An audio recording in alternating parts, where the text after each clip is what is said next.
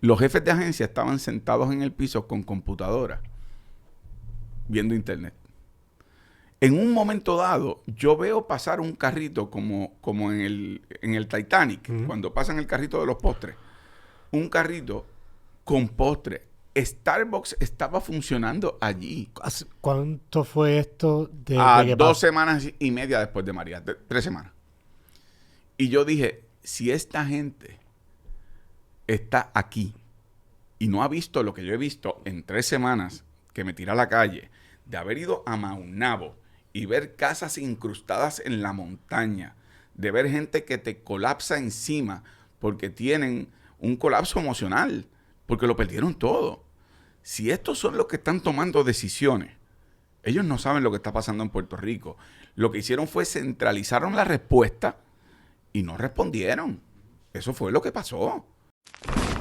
Ya saben por el título de hoy con la persona que nos vamos a sentar y hemos tenido una serie de conversaciones interesantes en estos últimos podcasts y vamos a ver el contraste. La última vez tuvimos un ex gobernador y vamos a tener hoy un candidato a la gobernación de Puerto Rico. Pero antes, bien importante, Corillo, estas conversaciones no pueden ser posibles si no es por la familia de Rosarreta. La familia Rosarreta tiene los mejores productos de cannabis, están en todos los dispensarios y especialmente en el dispensario de Cleo en Garden Hills.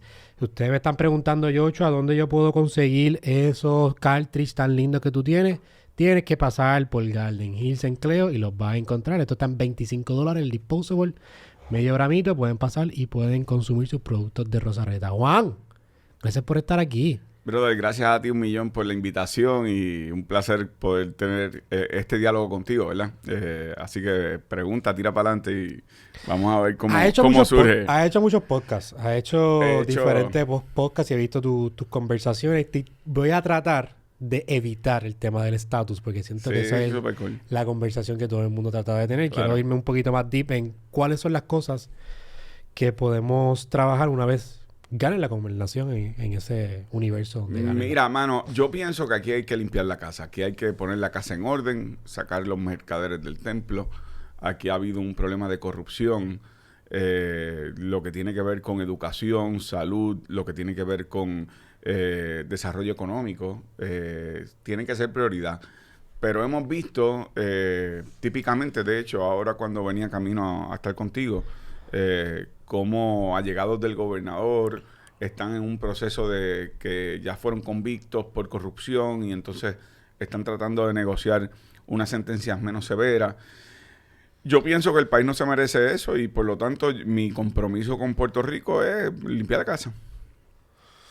Antes de empezar con esos temas, porque yo siento que quiero tomar temas de educación, de los problemas que hay con la economía y tenemos una hora, quiero tratar de tocarlos todos. Pero algo que prevaleció dentro de mi conversación anterior con Aníbal era que la persona que gane las elecciones del 2024 realmente no va a gobernar tanto como pensamos debido a la Junta de Control Fiscal, que son los que realmente toman decisiones. Como tú, si ganas la gobernación, vas a poder velar los intereses de Puerto Rico cuando hay una dictadura con la Junta de Control Fiscal. Tú tienes toda la razón y yo coincido contigo. La Junta de Control Fiscal es un nuevo modelo de gobierno dictatorial, antidemocrático. 7 personas toman decisiones con respecto a lo que son asuntos de política pública y por lo tanto eso es algo que hay que combatir, pero hay que combatirlo en el plano político, no en el plano judicial. Los gobernadores de Puerto Rico, tanto Alejandro García Padilla, Ricardo Rosselló, Wanda Vázquez y posteriormente Pedro Pierluisi, se han conformado con ir al tribunal, pero el tribunal va a decidir, la juez Laura Taylor Swain, va a decidir de acuerdo a lo que es la ley promesa, y la ley promesa es un traje hecho a la medida de los intereses de los bonistas y la Junta de Control Fiscal. Por lo tanto, hay que confrontar el Congreso de los Estados Unidos con esa realidad. Y mi responsabilidad como gobernador es responderle al pueblo de Puerto Rico, no a la Junta de Control Fiscal. Y eso tiene varias avenidas. La avenida política, pero también tiene la avenida de que si fuera necesario movilizar a la gente y tirarnos a las calles, pero no pueden continuar el abuso que han cometido la Junta de Control Fiscal. Algo que yo estuve esta última semana diciéndole a mis personas cercanas, voy a entrevistar a Juan Dalmau, Y quería Todos ver... estaban decepcionados. Todos dijeron, wow, diablo, esa entrevista es la que tú vas a cogerle. ¡Qué porquería! Un relleno. Esta es una entrevista de relleno, no. No. Muchos de ellos me estaban hablando sobre las preguntas que tienen y algo que prevaleció mucho fue... Juan Dalmau tiene buenas ideas, pero son difíciles mantenerlas en práctica. ¿Qué tú le tienes que contestar a eso? Porque fue algo que mucha gente me dijo. Mira, no es difícil ponerlas en práctica si tienes voluntad. Por ejemplo, cuando yo fui senador el cuatrienio pasado, yo logré aprobación de proyectos de ley con respecto a justicia a personas de diversidad funcional, particularmente la comunidad sorda. Logré aprobación de proyectos de ley con respecto a la protección de los recursos naturales y ambientales. Uno tiene que tener la voluntad de diálogo. Yo creo que uno de los errores que se ha cometido en Puerto Rico, particularmente por los gobernantes, no solamente Pedro Pierluisi, pero también los anteriores, es que ellos se reúnen solamente con sus legisladores. Yo he dicho lo siguiente, yo no quiero que mi gabinete sea gente del PIB. Yo quiero que sea gente que se lo gane. Que sea gente que por mérito propio, si eres un buen CPA, el Departamento de Hacienda. Si eres una persona que tienes un vínculo estrecho con el tema de la protección ambiental, recursos naturales y ambientales. Si eres un buen abogado y tienes el favor, ¿verdad? Y tienes la probidad moral y tienes el favor de las distintas escuelas de derecho y organizaciones también de lo que son los profesionales de la abogacía, pues puedes ser secretario de justicia. No tienes que sangrar verde para estar en mi gobierno. Y eso es una de las cosas que yo creo que hay que cambiar en Puerto Rico. Y yo he visto como gobernantes, por ejemplo, cuando gobiernan se reúnen solamente con sus legisladores y no se reúnen con otros legisladores para tratar de establecer puentes de diálogo. Y yo quiero hacer eso. Puede haber legisladores de Proyecto Dignidad o independientes o del Partido Popular o del PNP que no necesariamente comulguen conmigo en todo lo que yo pienso, pero en las cosas que podemos tener coincidencias, pero ¿por qué no podemos llegar a unos entendidos e impulsar esa legislación para el bien de Puerto Rico? Yo creo que la política partidista pequeña tenemos que superarla. Pero es interesante y quiero mantenerme en este mismo tema de cómo tú... Porque realmente el gobernador tiene que no tan solo pues tener un plan de ideas, sino poder convencer al Senado y a la Cámara para poder llevar sus proyectos a cabo. Así es. Y no tan solo eso, tienes también la Junta de Control Fiscal por encima. Así es. ¿Qué métodos o qué prácticas usarías para poder llegar a un consenso entre tantas personas que están pensando? Porque maybe tus intenciones son buenas, pero no creo que todo el mundo tenga las ganas de poder apoyarse entre sí. Yo pienso que quienes no tengan las ganas hay que forzarlos, y forzarlos en el buen sentido de la palabra. Yo creo que una de las cosas que yo he aprendido en mi desarrollo político es que yo también no solamente he participado de los procesos electorales, también he estado en la calle y me he tirado a la calle para estar con los maestros, estar con los estudiantes, estar con la gente que quiere justicia en términos de salud, en términos de los recursos naturales y ambientales. Y por lo tanto yo creo que yo sería un gobernador, tal vez la palabra es fuerte, pero contestatario. Yo estoy dispuesto a lanzar los puentes para llegar a unos entendidos con la legislatura. De hecho, en el caso de la alianza con Victoria Ciudadana y el PIB, nosotros tenemos candidatos a todos los puestos electivos en términos legislativos. Pero si no tuviéramos la mayoría, yo trataría de establecer esos consensos. Pero si no los alcanzara por el bien de Puerto Rico, a la calle. Y que ellos tengan que entonces responderle al pueblo. Pero ¿y cómo sería esa perspectiva de un gobernador yéndose a las calles? Yo nunca he visto por lo menos... Exactamente, porque no ha habido gobernadores con las faldas grandes ni los pantalones largos. Y por lo tanto, llega el momento en donde uno tiene que, si es por el bien de Puerto Rico y si es por algo bueno para Puerto Rico, yo no quiero llegar a ese punto, pero si fuera necesario y el país se inspira, por supuesto que yo voy a estar con ellos en las calles. Yo nací de ahí. Yo vengo de la militancia, de lo que es, ¿verdad? Unas luchas sociales que son importantes para mí. Y cuando uno tiene el convencimiento de que algo es bueno para el pueblo de Puerto Rico, los que no estén dispuestos a dar los pasos por pequeñeces político-partidistas, yo estoy dispuesto a estar con la gente en la calle. Yo espero que no lleguemos a eso. Yo tampoco. Porque sé que puede, claro. aunque teóricamente suena linda la historia. Te Pues, asusta, te asusta. me asusta en el sentido de que las personas, pues, al tener una figura tan importante que esté con ellos, no sé cómo sería la seguridad, no sé cómo sería la mentalidad de la gente, Pero piensa lo que llegue un siguiente. tipo de anarquía, que llegue un tipo de... Piensa lo siguiente, al contrario. Yo creo que una de las cosas que nosotros en Puerto Rico no hemos aprendido es que la democracia no se ejerce una vez cada 4 años. La democracia, por el griego, democracia, que es la autoridad del pueblo, se ejerce en todo momento. Y cuando los que están a cargo de los asuntos de gobierno no le cumplen al pueblo de Puerto Rico, entonces el país tiene el derecho de exigirle que respondan a ellos, a sus intereses, a sus necesidades. Ponte a pensar lo que ha pasado con Luma, lo que ha pasado con la educación. Esta semana pasada, $27 millones se gastaron en una escuela en Guaynabo que nunca abrió. $250,000 se los robaron 2 funcionarios de gobierno del Departamento de Educación. La propuesta de la Junta de Control Fiscal es cerrar recintos universitarios. Yo pude estudiar en la Universidad de Puerto Rico. Mi papá era un empleado, ¿verdad?, de un pequeño comercio en Cagua. Mami era una empleada pública. Yo pude estudiar en la universidad porque había una universidad accesible que no dependía del dinero que tú tenías en el bolsillo para poder estudiar. Y entonces de repente tú te das cuenta que hay valores superiores de la vida por los cuales vale la pena luchar. Y por lo tanto, yo no quiero llegar a eso, pero lo que estoy dispuesto es a estar de parte del pueblo de Puerto Rico, no de parte de la Junta de Control Fiscal, como el actual gobernador que fue abogado de la Junta de Control Fiscal.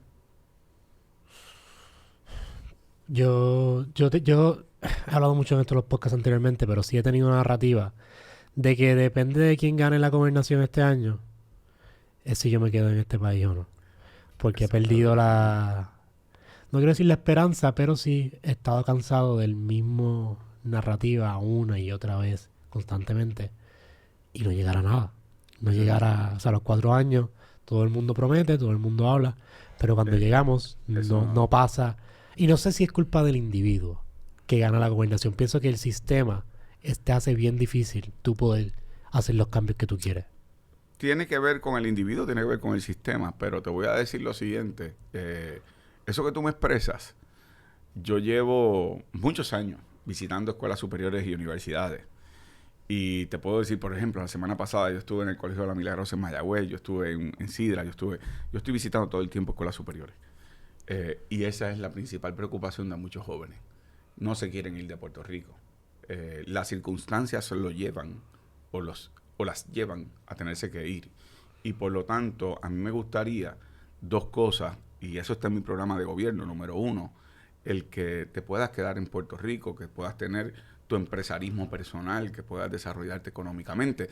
Pero además, si deseas regresar, una vez te fuiste porque las circunstancias te llevaron, el que haya vivienda accesible, el que haya educación accesible, el que haya trabajo.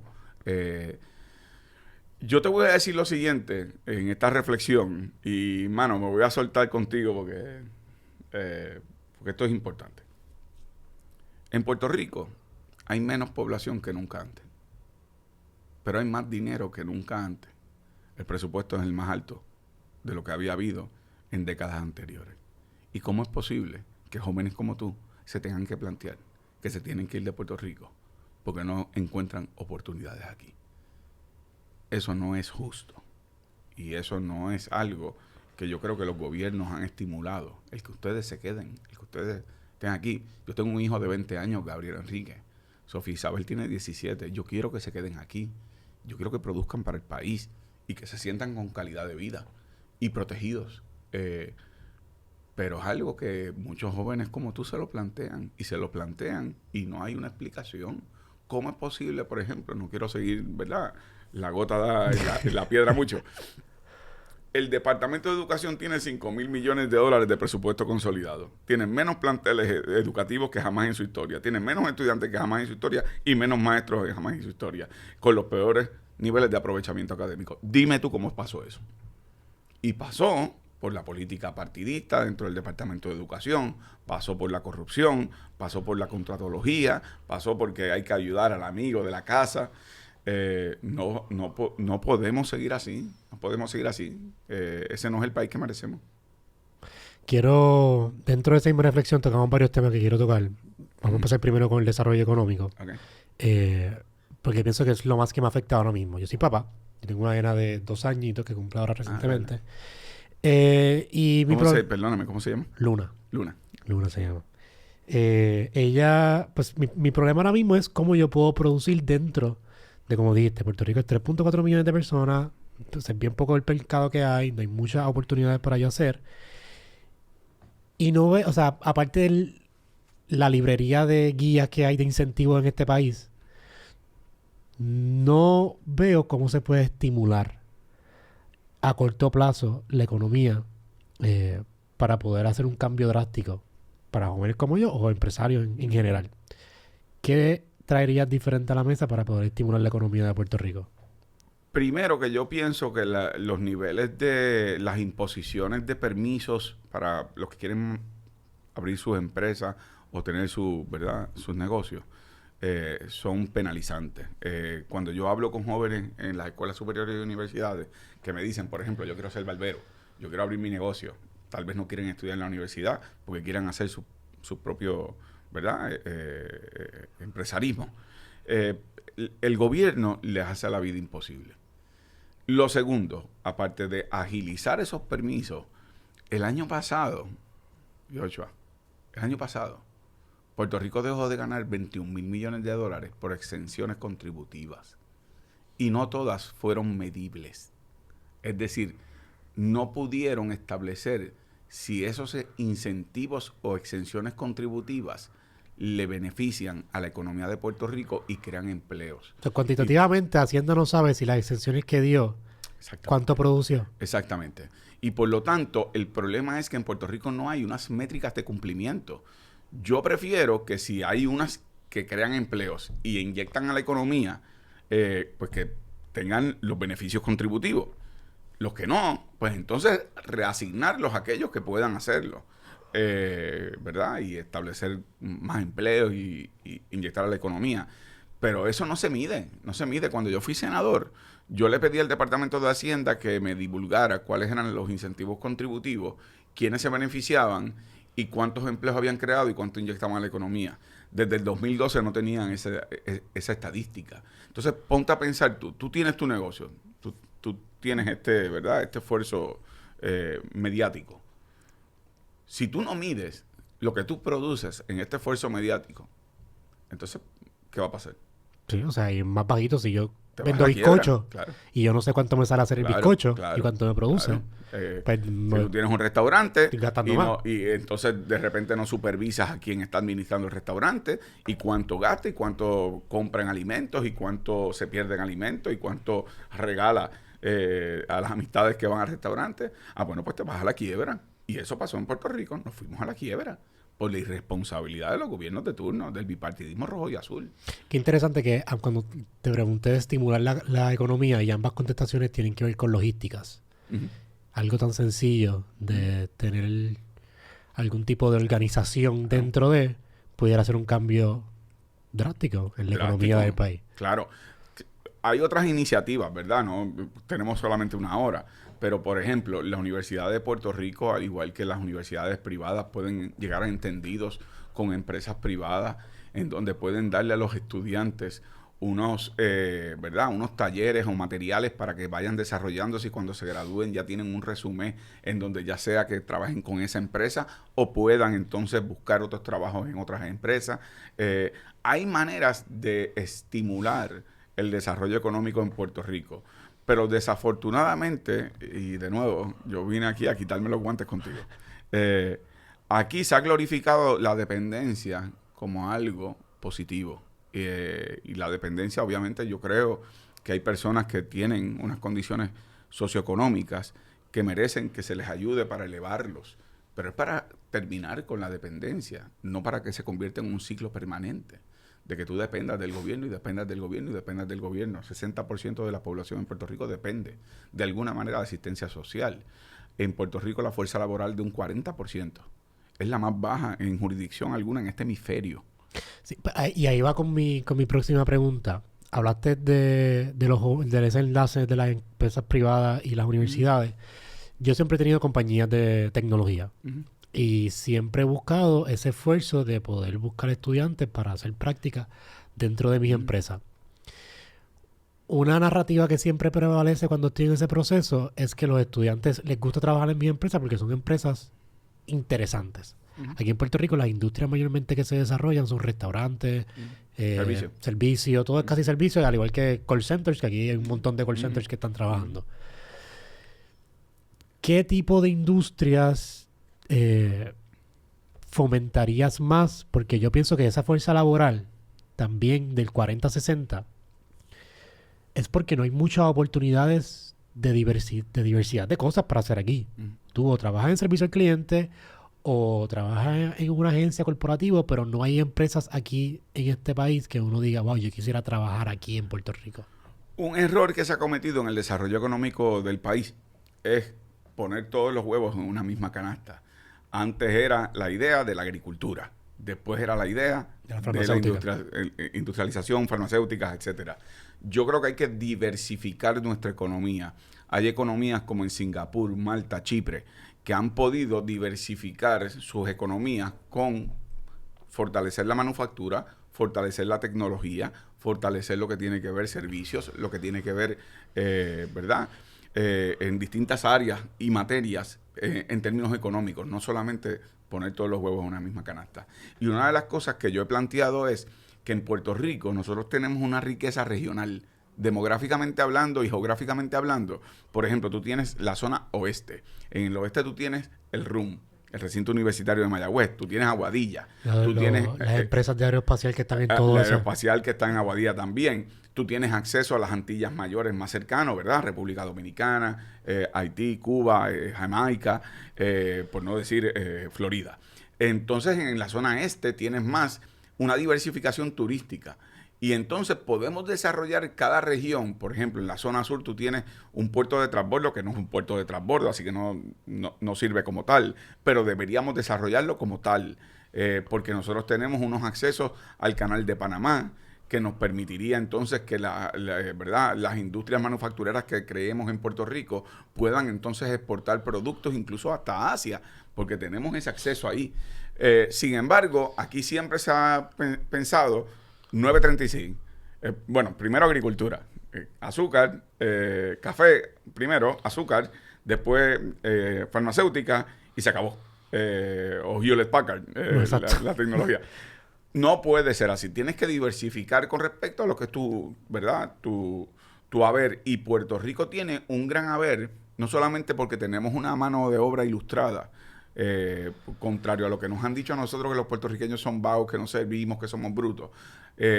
Los puertorriqueños son, cuando se mide a nivel internacional, como lo ha hecho The Economist o lo ha hecho el Brookings Institution, lo que dicen es Puerto Rico tiene una mano de obra ilustrada en términos de que tiene una preparación para poder desarrollarse en términos económicos. Y en segundo lugar, tenemos una posición geográfica envidiable. Por eso es que hemos sido la colonia de los dos imperios más poderosos del mundo, primero España y después Estados Unidos.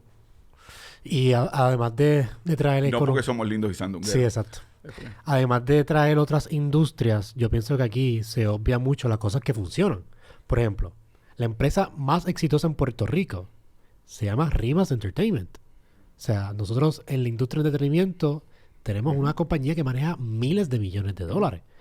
Sin embargo, no pienso que el gobierno ha sido diligente en tratar de aprovechar esa oportunidad. Por los prejuicios, por lo que es, por todo el andamiaje que hay detrás, que yo estoy seguro que no le va a traer más votos, pero sí, la realidad es que aquí en Puerto Rico hay una empresa multibillonaria, nacida aquí, creada aquí. Déjame decirte lo siguiente. Los problemas de los gobiernos de turno es que ven el arte en sus diversas manifestaciones como antagónico, ¿verdad? Lo ven como algo que compite contra una narrativa que quieren crear el oficialismo gubernamental. Y por lo tanto, artistas, o ya sea de género de música, o ya sea como estamos tú y yo hablando aquí hoy, los gobiernos lo ven como una amenaza. Lo ven también con la Universidad de Puerto Rico. Ven que el pensamiento crítico es algo que los amenaza con respecto a su estabilidad de mantener las cosas como están y que la gente no critique, que la gente no, ¿verdad?, no señale. Pero pudiéramos decir lo mismo, o sea, Roma tenía, me imagino que sabes Roma tenía este decir bien famoso, give them bread and circuses, y Exactamente. se van a mantener tranquilos. Si tú les mantienes entretenimiento y le das comida barata, se mantiene tranquilo. Aquí en Puerto Rico, baraja Pero, como es carta, pero el baile, baraja, botella y baraja. baraja era la frase española. Exacto. Pero, eso siempre y cuando sea en función de proteger la estabilidad de los que están en la clase gobernante. Cuando es algo que impugna a la clase gobernante, cuando es algo que critica a la clase gobernante, cuando es algo que busca un pensamiento crítico, entonces ya no hay baile, botella y baraja. Entonces es algo peligroso para los gobiernos de turno y por lo tanto de ahí el cuestionamiento. Caramba, nosotros pasamos por un verano del 19. Eso no tiene ¿verdad? Un referente en la historia política de Puerto Rico que un gobernante de turno tuvo que renunciar a mitad de término sin que hubiese un derramamiento de sangre. La gente se tiró a la calle, mucha gente que votó también por él, pero que de repente se dieron cuenta, oye, ven acá, en el momento en donde Puerto Rico estaba más vulnerable, tú estabas mofándote de personas por su apariencia física, estabas hablando de contrataciones con personas que no eran funcionarios públicos, perseguías la oposición política, a mi esposa la persiguieron en ese chat, y de repente hicieron expresiones misógenas, homofóbicas, y llegaron a decir, ¿por qué no sacamos a los muertos de María a la calle para que se los coman los cuervos? Y de repente tú dices, espérate, pues eso demuestra que Puerto Rico tiene una gran capacidad de levantarse sobre sus pies, pero tiene que inspirarse, tiene que inspirarse. Algo de inspiración que ha renacido en las últimas semanas es estos jóvenes que están haciendo videos sobre los planteles escolares que tienen y la o sea, poca diligencia que hay en tener un lugar limpio para ellos, especialmente en su área educativa. Hay una, yo quiero decir que hay como un movimiento de descentralización Uh-huh. de las escuelas, del sistema educativo de Puerto Rico. ¿Cómo tú trabajarías esa transición donde se está descentralizando el sistema educativo con el gobierno central? Yo tengo una preocupación con la propuesta que ha hecho el gobierno de descentralización, entre comillas, porque lo que están creando son diversas centralizaciones regionales. Yo lo que pienso es que la descentralización del sistema educativo debe ser que quien tiene la mayor responsabilidad tenga la mayor autoridad y esas son las comunidades escolares. Por ejemplo, hace poco yo tuve un intercambio con una influencer que decía que cuando ella estaba en su escuela, no tenía abanico en su salón de clase y habían pasado 3 años después de graduarse y todavía el salón de clase no tenía abanico. Yo he visitado, como te dije hace un rato, escuelas superiores, universidades. Yo he ido a escuelas superiores donde los maestros tienen que comprar el papel sanitario para los baños, tienen que pagar los materiales para que los niños tengan fotocopias, porque no hay fotocopiadores en la escuela, así que los maestros van y sacan las fotocopias para darle los materiales a los niños. Lo que tiene que ver con los marcadores y los borradores. Y de repente, como te dije hace un rato, ¿cómo es posible que un departamento que es la agencia de gobierno que más fondos tiene y tiene en términos de presupuesto consolidado más de 5,000 millones de dólares, que ese dinero no llegue a las escuelas y por lo tanto la descentralización tiene que ser para que cada comunidad escolar pueda administrar su presupuesto con respecto a las prioridades que pueda tener? Otro de los aspectos que yo impulsé cuando era senador era el tema de psicólogos en las escuelas. Ahora mismo existe el concepto de psicólogo escolar. Y el psicólogo escolar tiene que tener unas calificaciones muy particulares. Y por lo tanto, eso no es suficiente porque no hay suficientes psicólogos escolares. Yo creía en el concepto de psicólogos en las escuelas para poder tener personas profesionales que impacten las comunidades escolares y puedan identificar a tiempo lo que son el rezago académico de estudiantes o lo que pueden ser problemas que tengan de conducta antisocial algunos estudiantes, etcétera. Pero el dinero no está llegando a las escuelas, se queda en un sistema centralizado por el amiguismo, los contratos, la corrupción. El Departamento de Educación tuvo 2 jefes de agencia convictos por corrupción, Julia Kelleher y Víctor Fajardo. Y no te quiero hablar de otras áreas de supervisión. Entonces, de repente tú dices, cada dólar que se roban del Departamento de Educación es un dólar que no llega para la educación de un niño o una niña. Y por lo tanto, es inaceptable. Es inaceptable. Yo tengo una solución para la educación y maybe la cojas cuando ganen las la candidatura si la gana. Yo pienso que si tú eres un funcionario público, tú debes estar obligado a poner tus hijos en un sistema público. Debería ser ese educativo. caso. Porque yo estoy seguro que estas personas están enajenadas del sistema educativo, por lo menos cuantitativamente, porque no tienen a sus hijos allí. Si sus hijos de los funcionarios públicos estuvieran en el sistema educativo del país, estoy seguro que las escuelas cambiarían. Tiene que ver con eso, pero por otro lado, pues por ejemplo, yo te voy a dar mi caso. Yo estudié en el Colegio Notre Dame en Cagua, porque mi familia era de extracción católica y querían que yo tuviera una educación católica. Así que yo estudié en un colegio católico. Eso puede ser un criterio, pero tú tienes razón de que aquí hay mucho de una clase gobernante que no vive la empatía y la solidaridad necesarias para comprender lo que sufre Puerto Rico. Cuando yo te decía hace un rato, mi papá era un pequeño comerciante en Caguas, mami era una empleada pública en el hospital regional. Yo pude ver a papi hacer cosas que me demostraron unos valores. De hecho, yo no vengo de familia independentista. Sin embargo, los valores que me enseñaron, esa empatía, solidaridad, el valor propio, la idea de que yo no me crea que soy más que otros seres humanos, pero tampoco acepte jamás que soy menos que otros seres humanos. Asimismo, pues lo fui traduciendo, ¿verdad?, posteriormente en mi educación. Pero te voy a hacer una anécdota de papi. Yo estudiaba en el colegio católico en Cagua, y así que yo iba caminando en la Gautier Benítez para la mueblería de papi. Y yo recuerdo una ocasión que fue una señora con sus hijos, una jefa de familia, madre soltera, y iba a comprar un tope de estufa de gas.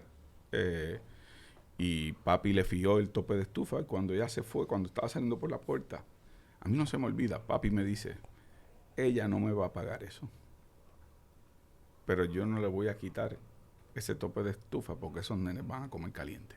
Entonces, cuando tú tienes unas vivencias, que son unas vivencias muy reales, pues, mano, tú desarrollas unas herramientas para entregarte al país y al prójimo. Yo creo que hay personas que han gobernado, que han vivido en una burbuja. Pero yo pienso que el sistema gubernamental, por lo menos los funcionarios, la mayoría viven en burbuja. Está brutal No, que tú tengas esa perspectiva, pero los demás... Sí, no, pero... Hay que forzarlos, yo pienso, a explotarle la burbuja. Mira, cuando yo fui senador el cuatrienio pasado, que estaba la pandemia y comenzó todo este tema de la educación a distancia, tú no puedes pensar el nivel de coraje que a mí me daba, que la política pública se establecía como si todo el mundo tuviera una computadora en su casa para cada niño o tuviera acceso a internet. Ese no es el país.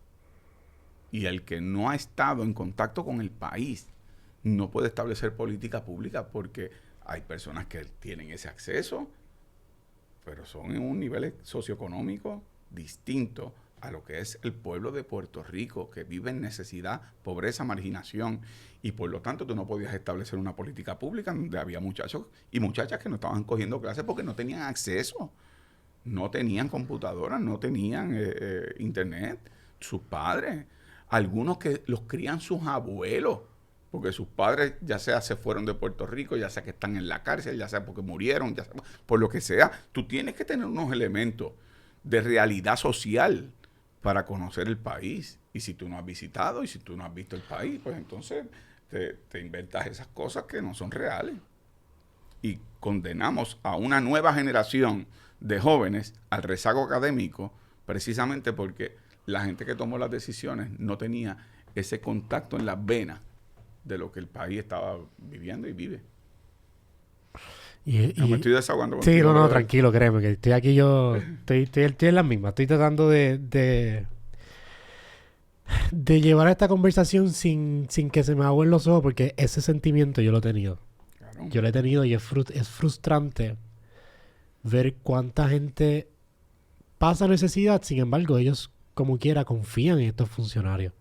Confían en estas personas y vuelven cada 4 años y le dan el voto de confianza cuando su realidad es una realidad que no es la más agradable ni un tipo de calidad de vida para nadie. Mira, una de las cosas que en Puerto Rico no se discute lo suficiente es el problema con, por ejemplo, los adultos mayores. Los adultos mayores que sus hijos se fueron de Puerto Rico o que están viviendo en soledad porque sus hijos viven en Rincón y ellos viven acá en Luquillo, acá en Ceiba. Esos adultos mayores están en el abandono. Hoy día no hay un nivel de natalidad alto. Demográficamente en Puerto Rico. ¿Cuál es el average de una persona? El average de más de 60 años son cerca del 40%. Yeah. Cerca más o menos. Pero eso va a seguir subiendo. Porque no tenemos en estos momentos, ¿verdad?, un nivel de natalidad, o incluso los jóvenes se están yendo de Puerto Rico, lo que tú me dijiste. Y no estamos teniendo tantos hijos tampoco, todo el mundo tiene perros ahora. Y si no tenemos una política pública de acceso a calidad de vida y servicios a esos adultos mayores, los estamos condenando a la pobreza, a la precariedad extrema. Eso no se habla. Es como que aquí en los gobiernos de turno les gusta hacer estas grandes obras de infraestructura para que tú veas un gran edificio, una gran estatua, un gran coliseo, Si no tenemos una infraestructura social que le responda al país en su necesidad, no tenemos futuro. Pero pues cada vez que hay una estatua, pues ya tú sabes. Sí, todo el mundo se llena los ojos. Yo no quiero hablar de las estatuas que están frente al Capitolio. De 10 presidentes que nadie conoce. Y la estatua más grande en Arecibo. Claro. Donde glorificamos a alguien que no fue muy lindo con nosotros. Así mismo es. Interesante como es la ironía de la historia. Yo fui a Arecibo hace poco a Cayo Tiburones, donde está la estatua de Colón. Y una señora me pasa por el lado y dice, ¿ese es Colón o ese es Disney World? ¿Cómo invertimos el dinero? Es interesante. Sí, porque es que las prioridades están torcidas. En términos ya no solo de la corrupción, pero ¿verdad? Lo que hemos estado hablando. ¿Cómo es que tú no puedes ayudar a que jóvenes puedan desarrollarse? Te voy a dar un tema, y no quiero seguir de nuevo con el tema de educación, pero lo voy a hacer. El sistema de educación está diseñado para que el currículo escolar sea pasar exámenes meta. Pero eso en el mundo. Sí, y en Puerto Rico. En Puerto Rico. Pero en el Por mundo lo es tanto, así. desmantelaron teatro, desmantelaron artes industriales, desmantelaron muchas disciplinas en donde estudiantes que tal vez no éramos buenos, y yo no era muy buen estudiante cuando yo estudié, después mejoré, más o menos. Pero, mano, pues si tú no eres bueno en ciencia, y no eres bueno en matemáticas, y no eres bueno en inglés y español, pero eres bueno en teatro, o eres bueno en tecnología, o eres bueno en artes industriales, ¿por qué es que el salón de clase te tiene que dar un codazo y sacarte del salón de clase? Si lo que queremos es que los estudiantes no sean desertores escolares y que encuentren su espacio de acuerdo a sus capacidades, a sus habilidades, a lo que les gusta. El currículo escolar no está actualizado a tercera década del siglo XXI. Yo sé que ahora hay un gran esfuerzo con escuelas Montessori que van al paso del estudiante, y el sistema Montessori es uno bien personalizado. Es muy personalizado. Están las escuelas especializadas, ¿verdad? Pues algunas son de ciencias o matemáticas. Ahí, ¿verdad? Pero el sistema escolar tiene que actualizar su currículo. En términos generales. Porque... Su currículo, y yo hablo mucho de inteligencia artificial, que quiero abundar en este tema ahora. De lo cual yo sé nada. Pero es importante que sepa, Juan. Estos maestros están teniendo problemas con los estudiantes, con la tecnología avanzando tan rápido, y sus currículos tan atrasados que ellos los califican por ensayos. Ya hacer un ensayo no puede medir el pensamiento crítico del estudiante, porque ChatGPT y todas estas herramientas bien sofisticadas te hace el ensayo drásticamente. Te voy a hacer una historia. Gabriel, si vas a ver este podcast, no me mates. Gabriel tenía un examen de humanidades y me pidió ayuda en la Universidad de Puerto Rico, recinto de Río Piedra. Y yo le estaba dando largas al asunto primero porque era un tema de ética y la música en el Renacimiento. Era una cosa muy específica y tenía que sentarme a estudiar. Y entonces, de buenas a primeras, me dice, ¿qué te parece esto? Y me envía un ensayo completo. Una cosa profesional. Y era de ChatGPT. Muy bien, Gabriel. Estoy orgulloso de ti. Y yo le dije, eso no lo escribiste tú. Primero porque yo sé que me estás pidiendo ayuda y yo no hubiese escrito eso. Y más o menos tengo algo de conocimiento, renacimiento, etcétera. Pero yo le dije, no, señor, tú no vas a presentar eso en la escuela. Te doy ese ejemplo porque si nosotros no readiestramos a los profesores y maestros para que puedan comunicarse de una forma mucho más efectiva con sus estudiantes al momento de educarlos, ¿verdad? Al momento de educarlos. Entonces, resulta en eso. Yo he sido profesor de la Escuela de Derecho de la Universidad Interamericana. Me imagino que mis estudiantes pues tienen acceso, ¿verdad?, a distintas plataformas tecnológicas. Pero yo trato siempre de retarlos en términos de lo que podemos hacer en el salón de clase para asegurarme que esos instrumentos tecnológicos como inteligencia artificial sean un complemento fundamental de su educación. Que eso es lo que yo pienso. Claro. Yo estoy de acuerdo en eso. Yo no pienso que... Porque todo el mundo quiere obviarla. Que no sea sustituto. Todo el mundo quiere prohibirla y no puedes usarla. Pero la realidad no es esa. Cuando tú vas a la fuerza laboral, todo el mundo usa estas herramientas. Todo el mundo está aprendiendo a cómo convivir con estas herramientas. Y debe ser un complemento fundamental, ya sea para lo laboral, para lo educativo, porque es parte de herramientas. La tecnología tiene sus partes malas, sus partes buenas, pero ¿por qué no podemos entonces elevar la parte buena para que sea una herramienta adicional para los estudiantes desarrollarse? Sí, y va a darle un nuevo pensamiento. O sea, antes el pensamiento crítico se medía de cuánta información tú podías aguantar en tu cerebro y podías redactarla. Ahora cuando tienes una herramienta que la información te la busca y te la digiere y te la mastica, pero ahora tienes que personalizar más tú cuál es tu opinión. Eso es lo que va a hacer la diferencia. La opinión tuya sobre este tema, que ya puedes tener más información todavía más rápido porque tienes una herramienta que te la busca instantáneamente y puede ser más lindo ese sistema. Sin embargo, mi preocupación con inteligencia artificial es cuánto se puede manipular información, ¿verdad? Incluso... Que pienso que en estas elecciones de 2024 va a haber muchos problemas con inteligencia artificial. Yo pienso eso. Ya yo me imagino que van a hacer un anuncio con mi voz diciendo cualquier cualquier barbaridad usando mi voz y bueno, pues todo eso, pero yo coincido contigo que eso no debe llevarnos a la censura y a la prohibición. Debe llevarnos al uso responsable de esas herramientas. Hablando de uso responsable, ahorita estamos tocando el tema de infraestructura. Una responsabilidad grande que ha habido en este país definitivamente con la energía.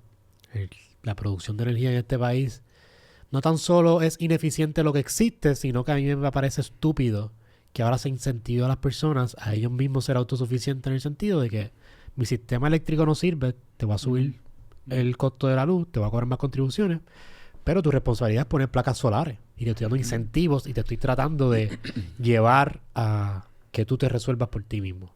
Sin embargo, te estoy cobrando por el lado todo el tiempo. En tus 4 años, si tú ganas, ¿tú crees que podrás revertir el problema que hay de energía en este país? Sí. ¿Podrás sacar a Luma de este país? Sí, primero porque Luma tiene un contrato con el gobierno de Puerto Rico, que es con el pueblo de Puerto Rico. Y si Luma incumple las condiciones de ese contrato, esos contratos se pueden rescindir. Los contratos son leyes entre las partes. Y cuando una de las partes incumple, se puede rescindir, que significa cancelar el contrato. Lo que ha ocurrido, asumir que ya Luma ha incumplido con el contrato varias veces. Así mismo, gravemente en términos de lo que son los costos, lo que son la pobre, ¿verdad?, eficacia en la administración de la distribución. Recuerda que Luma es distribución y mantenimiento de líneas eléctricas. Ahora también está Genera.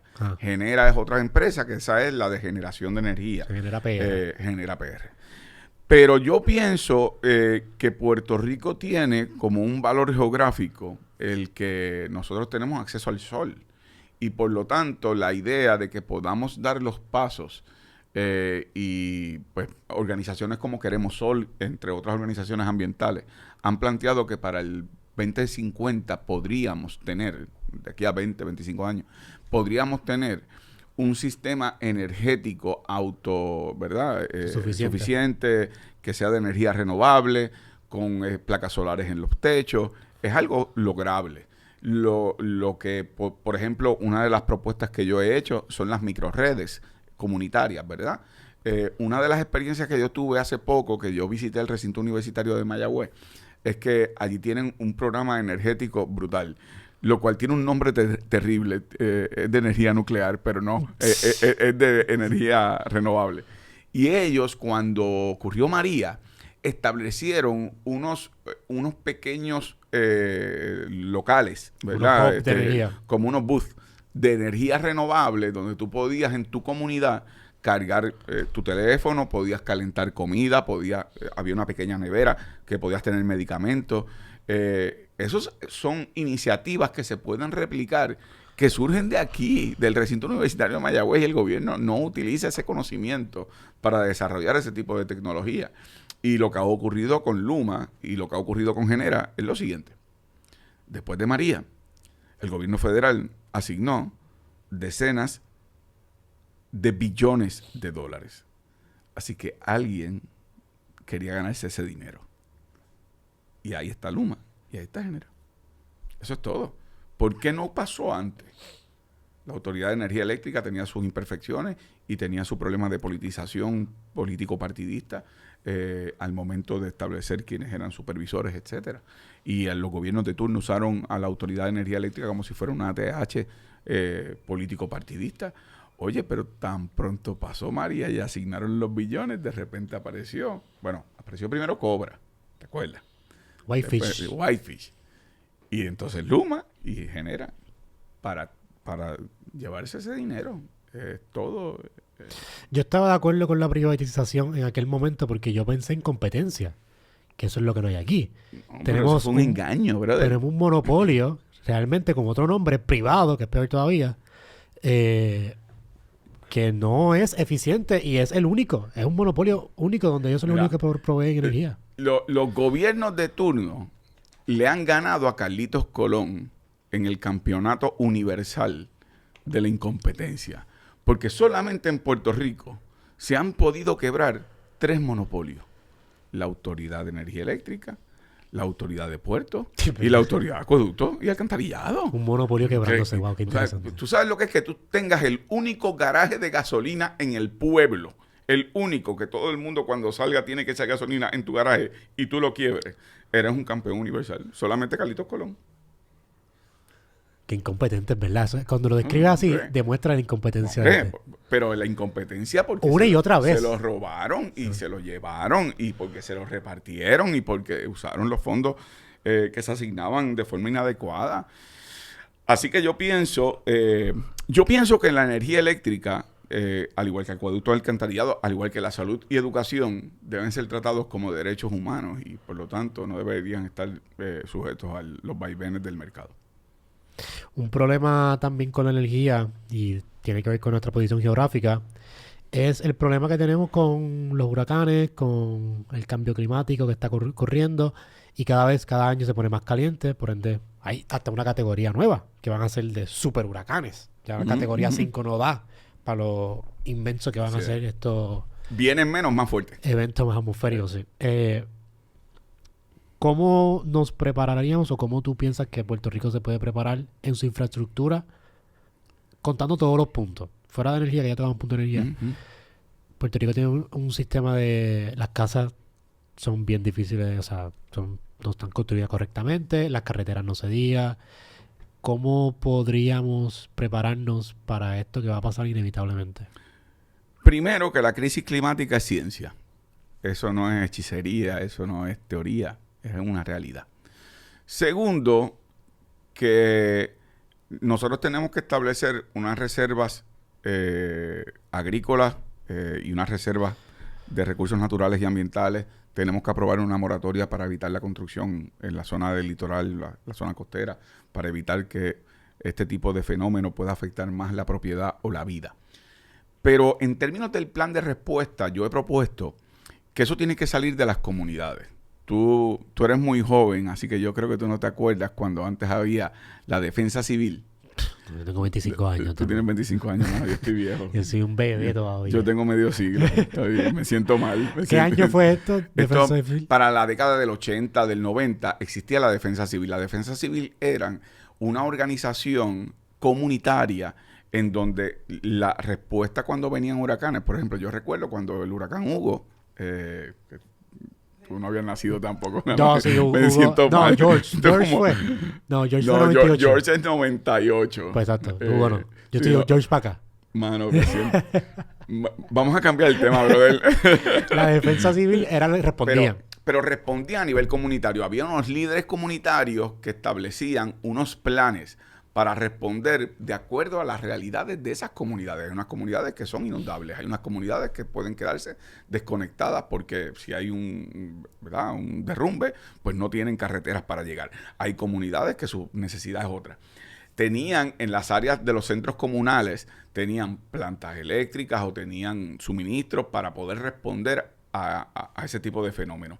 Yo lo que he planteado en mi programa de gobierno es que comencemos a responder de acuerdo a lo que es lo comunitario, lo municipal, lo regional y que a nivel central sea un complemento fundamental para apoyar esas comunidades. Te voy a hacer un cuento. Cuando ocurrió María, te voy a hacer, no es un cuento, esto pasó, es verdad.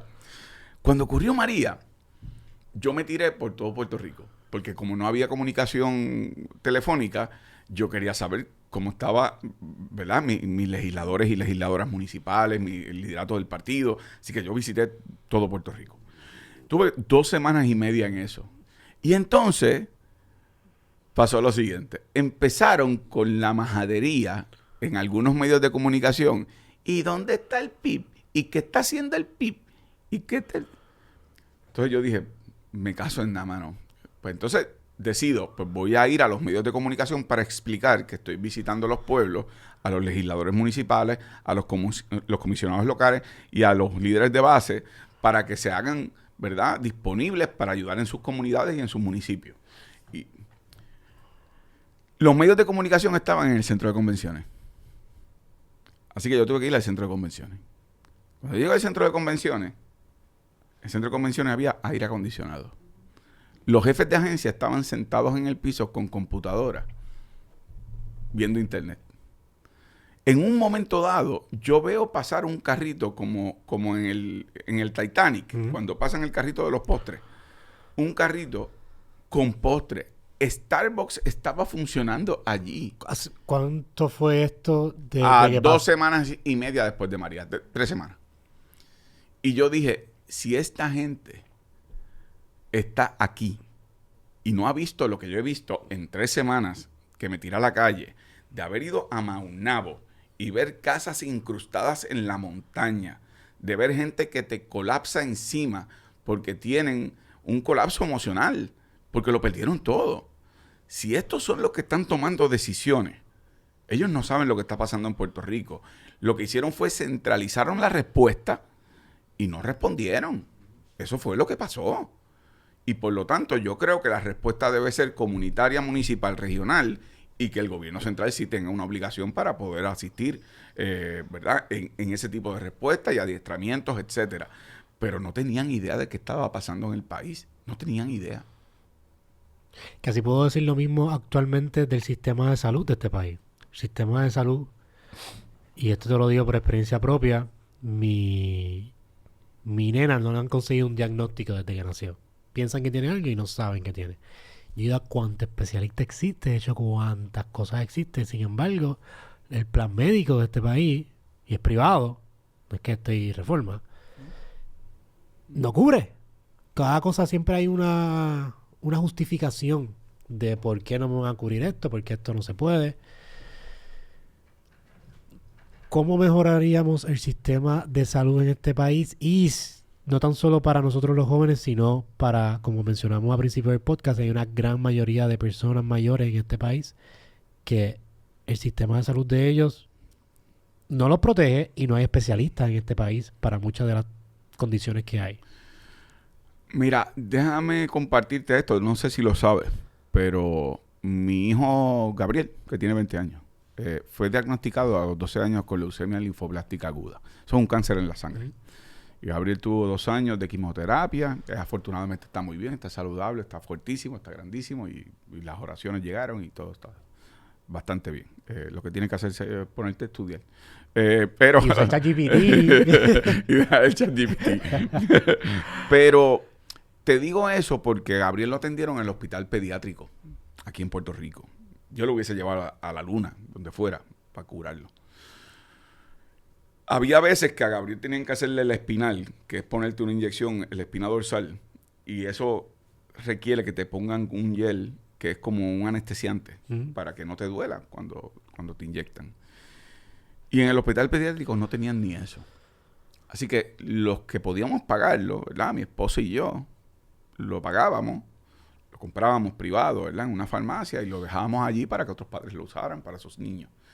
Te digo esto porque en ese proceso yo aprendí que los planes médicos privados le debían al hospital pediátrico $11 millones que habían cobrado, pero no le habían pagado al hospital. Entonces, cuando tú te das cuenta que el sistema de salud es un sistema de lucro, entonces la salud no es la prioridad. Pero Es el lucro. el gobierno puede regular eso, puede Claro entrar... que sí.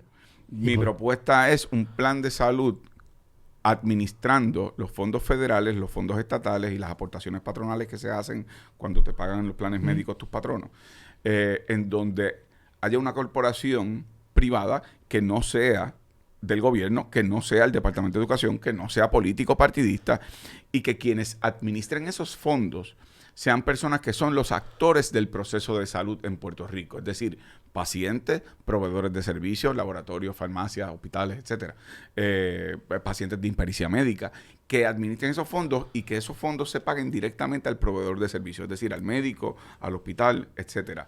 Sacamos del medio a las aseguradoras privadas porque actualmente, a través del sistema de ACES, las aseguradoras privadas son un intermediario de los planes, ¿verdad? De lo que son los servicios médicos.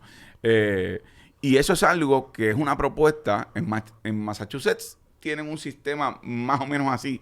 En Estados Unidos, para que no vayan ya mismo a decir, mira, está socializando la medicina. No, más lo hace. Pero es una manera de controlar los fondos y que no vayan a las aseguradoras privadas. El año pasado, las aseguradoras privadas obtuvieron en ganancias más de $600 millones, que no es $600 millones. O sea, ganancias después de que gastaron así mismo es, papá. Costo operativo, todo. Todo, las bonificaciones, los gastos de representación, los ejecutivos, ejecutivos, los bonos. Así mismo es ganancia. Y eso es dinero que no llega a servicios a la salud. Mi mamá, como te dije, es farmacéutica. Actualmente mami trabaja en una farmacia de la comunidad en Cagua. Y mami me dice cómo cuando ella tiene que ver personas adultos mayores, como me preguntaste ahora, le dan un medicamento de 30 días, pero el deducible es tan alto que la señora le dice, pues dame en vez de 30 pastillas, dame 10 y yo las pico para que me duren 30 días. Ese no es el tratamiento que recetó el médico y eso no le viene bien a la persona que necesita, ¿verdad?, para su salud. Por lo tanto, un sistema de salud que está fundamentado en el mercado es un sistema de salud que no responde a los pacientes. Esa anécdota que me acabas de decir, tengo a alguien cercano que hace eso y es interesante como ellos lo ven como lo normal. Exacto. Hemos normalizado sobrevivir en este país. Todo el mundo vive en un modo de sobrevivencia porque piensan que ese es como es la vida y ese es el estilo de calidad de vida. Claro. Y además, porque piensan que se tienen que conformar, que no hay otra opción. Tú me preguntaste hace un rato, ¿y por qué la gente que está sufriendo lo que está sufriendo, ya sea económicamente, en términos de salud, en términos de educación, siguen votando de la misma manera por las mismas personas que siempre los han azotado en el lomo? Y es porque se han conformado con que la vida es así. Y yo no acepto que la vida es así. Y no nos merecemos que la vida sea así. Hay cosas que se pueden mejorar. Y hay cosas que yo estoy dispuesto a lanzar puentes con otros, ¿verdad? Líderes políticos, etcétera, donde podamos remar en una misma dirección. Pero merecemos mucho más. No esto. Y de nuevo, como te dije hace un rato, Puerto Rico tiene hoy más presupuesto que nunca antes. Con menos población. ¿Dónde está el dinero? Y de repente no está en la salud, no está en la educación, no está en el desarrollo económico, no está en las oportunidades para que la gente se quede aquí en Puerto Rico. ¿Dónde está el dinero? El dinero está en una clase política y en sus amigos, parientes y dolientes que se benefician. Y de ahí la lista de los corruptos que tú ves que desfilan por los tribunales. Juan, tengo corto de tiempo, pero necesitamos una parte 2. Si ustedes quieren una parte 2 para esto, por favor, coméntenlo abajo para que Juan regrese. Sí, contra. Antes de que te vaya, porque tengo muchos temas que no pudimos tocar. Pero me alegro que no tocamos el tema de estatus, porque todo el mundo piensa que eso es que mañana tú vas a venir y vas a poner la independencia aquí en este Y van a continente. enrollar las carreteras, vamos a cortar cañas, Se van Fidel los Castro Burger llega por King, Luquillo, se van los Burger King, no vemos NBA. Y sí. A mí, que por ejemplo me gusta el boxeo, no voy a poder ver boxeo. Sin embargo, con la independencia sí, pero con la estadía nunca ha llegado. Con la estadía nunca han podido hacer ese cambio tan drástico. Mira, brother, en los últimos 55 años, el PNP ha gobernado 31 años. ¿Dónde está la estadidad? Y el Partido Popular ha gobernado 24. ¿Y dónde está el ELA en su...? Exacto. Esa no es la razón de ser de la elección general. La elección general es si queremos poner la casa en orden, si vamos a sacar a los mercaderes del templo, si vamos a poner prioridades con respecto a la política pública que merece Puerto Rico. Y en su momento la gente decidirá con el respecto al tema de estatus. Pero siempre... Yo escucho... Digo, perdónenme, tú no oyes a M. No, gracias a Dios. Eso te hace una persona mucho más saludable, por eso es que no tienes caspa ni piojo. Pero, Sí, no, pero ganas tampoco. sí, no, mano, te ves joven. Pero yo a veces escucho estas emisoras de radio a los supuestos analistas, que no son analistas, son analistas. Están muy bien remunerados y tienen su agenda muy bien definida. Si gana Juan Dalmao, esto es la hecatombe. No, pero ¿por qué? Juan Dalmau, yo escuché que tú dijiste que Juan Dalmau habla con Putin. No. Hay una gente que estaba convencido que yo estaba asesorando a Putin. ¿Tú hablas con Putin? Juan, dime la verdad. No he hablado con él, pero había gente diciendo en AM, casi como yo diciéndole, oye, Putin, entra por Donbass y cuando llegues a Kiev, ahí es que entonces vas a coger a Zelensky. Entonces, pero es casi infantil, pero hay gente que se lo cree. Hay gente que se lo cree. Y es terrible, es terrible. Bueno, todavía hay gente diciendo que Fidel Castro llegaba por Luquillo y Hugo Chávez por Aguadilla y ambos murieron. Y hay gente que no se enteró que se murieron. Está brutal. Está cabrón. Pero eso es parte de una narrativa, ahora haciendo una reflexión más seria, de sacar a pasear el cuco. Cuando tú tienes un defecto en tu ejecución y no tienes defensa de cómo tú actúas, lo ideal entonces es para que la gente te apoye en términos políticos, meterles miedo. Y entonces, ustedes se acuerdan, cuando uno era pequeño, te decían, si no te portas bien, viene el cuco y te lleva. Eso es lo que hacen los líderes populares y PNP. Sacan el cuco a pasear. Si no es Putin, es el otro, es el otro, es el otro, es el otro. Total, los que le han robado el país son los líderes populares y PNP. Y ahí está. Ese historial, ¿verdad? Nefasto. Por no decir, Trump puede ganar las elecciones en los Estados Unidos. Yo creo que y créanme, si los gobernadores son populares o PNP, los va a tratar bastante mal. Porque ya lo dijo. Los considera unos corruptos. Así que tal vez lo mejor es que gane un independentista. Tomando en consideración que en el multiverso donde existimos, este universo es el que tú ganes las elecciones. Claro. ¿Qué tú esperarías al final de tu término haber logrado?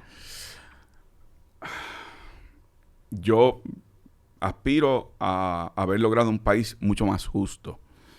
Pero mi inspiración particular, como te dije hace un rato, tú me dices que tienes tu niña. Mano, cuando tú llegas a tu casa, al final de la faena, yo tengo este podcast, de aquí salgo para una entrevista en el Canal 11, después tengo una tertulia en Bayamón. Pero cuando yo llego a mi casa y puedo mirar a mis hijos a los ojos y no tengo que bajar la vista, esa es mi mayor satisfacción. Y eso es lo que yo aspiro, a hacer un país más justo. Ahora que me mencionaste el multiverso, ¿cuál de todos? ¿Cuál te gusta más de las películas? De las películas que presentan multiverso. Sí. Avengers, yo soy un tipo de Avengers. Avengers, yo soy Avengers. Yo soy un tipo de Avengers. Aunque tengo que admitirte que la de Spider-Man de dibujo, sí, de dibujo, está buena. Estuvo fuera de serie. Sí, esa gente ha hecho un buen trabajo con ese cómic como tal, como Sí, lo digo, y el protagonista es boricua. Miles Morales. Así mismo es. Pero tengo que hacer un shout out a a Soto, que hizo la de Blue Beetle, que es No el la he director visto. boricua. ¿No la has visto? No la he visto. No, Bueno, mano, de verdad que se votó y destruyen el morro, que es una cosa aplastante contra los españoles. exacto. Juan, gracias por estar Gracias aquí. a ustedes, de Comenten corazón. si quieren ver la parte 2 de esta entrevista. Estuvo bien bueno. Me quedé con un tema para hablar, pero, No, pero volvemos. esta candidatura va a ser larga y Sí, yo sé que sí. eventualmente podemos verlo otra vez. Dejera de saber todo el mundo las redes sociales y dónde te pueden seguir aquí en esta cámara. Yo no me sé mis redes sociales completas. No, mentira, no te dé coraje. No. Patrianuevapr.com. Pueden encontrarme ahí y pues, me pueden encontrar también en Juan Dalmau PR, tanto en Twitter, Facebook, Instagram y nada. Pues, Y en la papeleta, este próximo... ¿Cuándo? y ¿El 4 de noviembre? El 4 de noviembre. 5 de noviembre. Me pueden encontrar en la papeleta y al mismo tiempo en un esfuerzo también con una alianza que lo hablaremos después en otra entrevista, pero yo creo que el PIB y Victoria Ciudadana ha mostrado tener un desprendimiento con respecto a darle una opción al país distinta, mientras en el Partido Popular y el PNP se están comiendo por los rabos. Nosotros sabiendo que somos distintos, hemos podido echar a un lado nuestras diferencias para construir sobre consenso, y eso es una cosa espectacular. Que eso es lo que pienso que todo el mundo debe tener en mente. En vez de estar aislando, debemos apreciar lo que tenemos y con lo que tenemos, ver qué vamos a hacer.